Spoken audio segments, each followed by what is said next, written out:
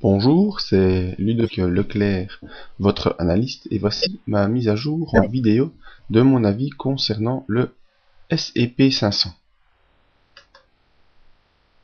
Alors, un graphique journalier sur une périodicité de 3 mois. Alors, le S&P 500 cette semaine nous donne une semaine plutôt neutre. En effet, on démarre la semaine dernière sur les 1315 points et on clôture cette semaine sur 1316 points. Donc vraiment pas une semaine très importante. On a ici ce petit doji au-dessus de cette ligne oblique qui fait office de support résistance. Mardi, on repasse sous cette ligne de manière légère.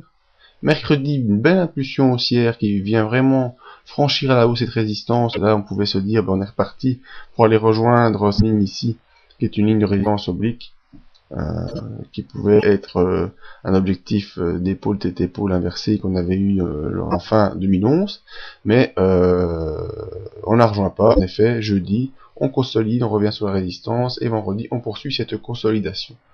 Alors bon, cette semaine ici, on voit vraiment c'est une semaine qui est un peu une semaine top par rapport à l'impulsion qui est en cours depuis mi-décembre.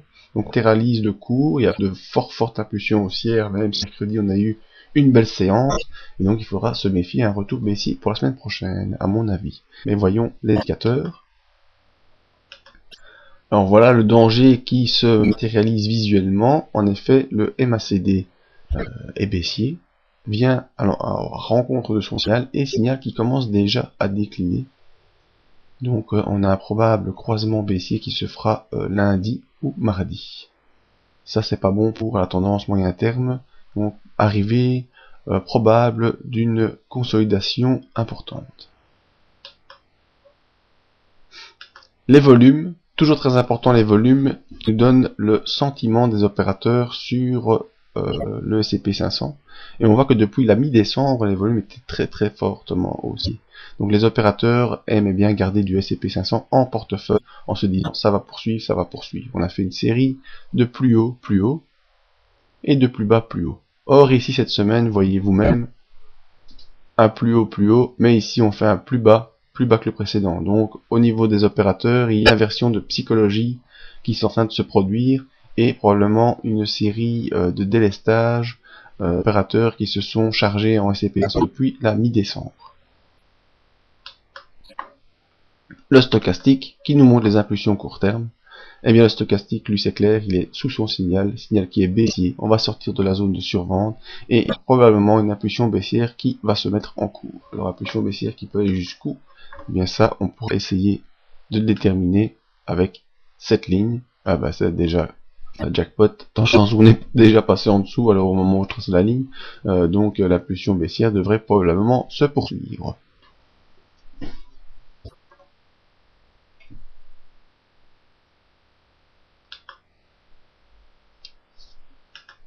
Alors le RSI qui nous montre la force relative du cours par rapport à lui-même, et pas la force relative du cours par rapport à notre indice ou par rapport au marché, c'est vraiment par rapport à lui-même. Donc le RSI est pour l'instant au-dessus de 60, ça c'est ce qui donne une bonne force à l'impulsion qui est en cours, mais il est en train de décliner sur la fin de semaine. Alors sur le RSI, ici moi je le vois immédiatement, mais pour vous le visualiser, je peux tracer un canal ici, sur le RSI. Et tant qu'on va être dans ce canal, eh bien la tendance sera haussière sur le S&P 500. Donc à surveiller la suite du RSI de ce canal haussier. Donc en conclusion, le S&P 500 est pour l'instant dans une tendance haussière relativement claire dans le terme. On voit par contre cette semaine une semaine de consolidation, et on aura un probable retour sur un support fort qui peut être matérialisé par la M20 par exemple, qui arrive en dynamique haussière, ou peut-être un peu plus bas le bas du canal,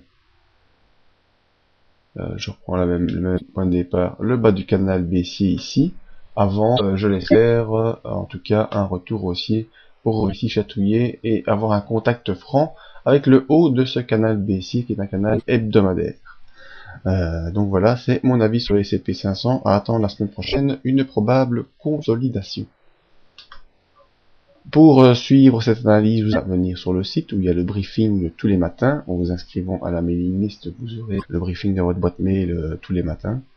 Et venir voir nos autres analyses sur indices ou matières premières. Merci de votre écoute et à bientôt.